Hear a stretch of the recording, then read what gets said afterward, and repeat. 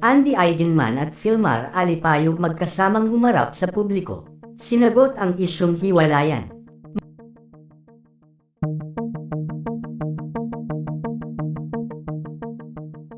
Matatanda ang pinagpiestahan ng mga netizen sa social media ang tungkol sa pag-unfollow ng mag-partner na sina Andy Eigenman at Filmar Alipayo sa isa't isa sa Instagram.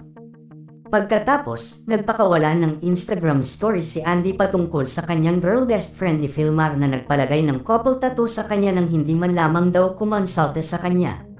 Ito raw ang naging dahilan ng kanilang pag-aaway mag-partner.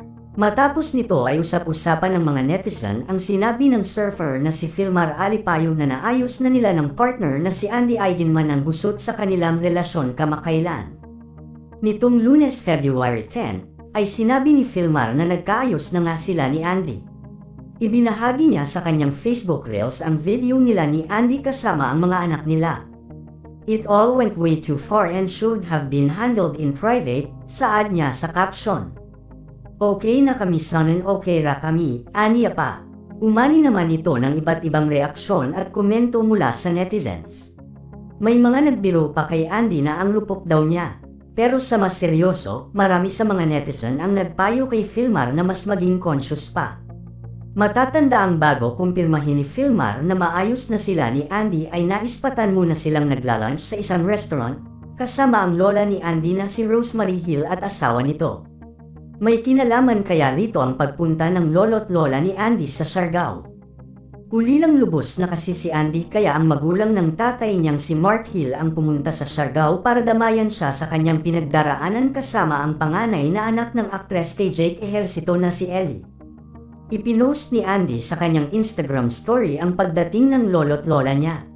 May litrato rin si Miss Rosemary kasama ang apong si Ellie habang ang isa naman ay kasama sina Lilo at Co habang nasa isang tourist shop na nakasuot ng native hat. Bukod dito ay may viral photos din na magkakasamang kumakain sa iisang hapagkainan ang pamilya ni Andy at siya pa ang nagsisilbi. Samantala ngayong araw naman ay nilinaw na ni Andy at Filmar ang isyu na kinaharap at kinasangkutan nila kamakailan lamang. Ayon kay Andy, ilang araw niya pinag-isipan ang mga nangyari at mga nagawa niya. Totoo umano ang lahat ng post niya sa kanyang Instagram account, maraming umano siyang pagsisisi sa bagay na ito. Isa lang daw ang intensyon niya dito, ang kunin ang atensyon ni Pernilla Sue dahil hindi ito nagre-reply sa kanya. Gusto niya daw magmula dito ang lahat at linawin nito ang nangyayari. Sobra umano siya na stress lately kaya niya nagawa ang mga bagay na ito at hindi na nakapag-isip ng tama. Pero sa huli ay naging okay din naman daw silang dalawa ni Filmar dahil mas minabuti nilang ayusin ito ng private. Sa tulong na din ng kanyang lolo at lola ay nalinawan na daw sila ni Filmar at muling nagkaayos at nagkapatawaran. Sa huli ay mas pinili pa din daw ni Andy ang magpatawad at bigyan ng chance si Filmar hindi lang para sa sarili niya kundi para na din daw sa kanyang mga anak.